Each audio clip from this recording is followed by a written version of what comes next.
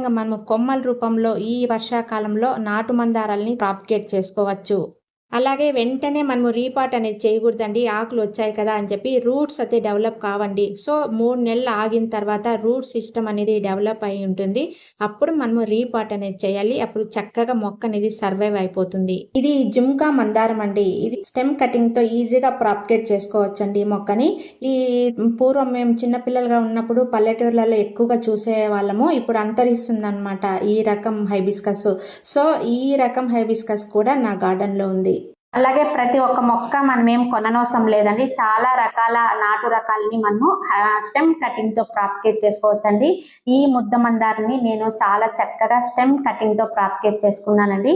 ఇది 1 year plant అన్నమాట. చక్కగా అయితే పూలైతే పూస్తుంది. ఈ సింగిల్ పెటల్ అంటే పింకు, వైటు నేను స్టెమ్ రూపంలో ప్రాపగేట్ చేసుకున్నానండి. ఇలాంటి మొక్కలన్నీ మనము మన ఫ్రెండ్స్ దగ్గర కానీ తెలిసిన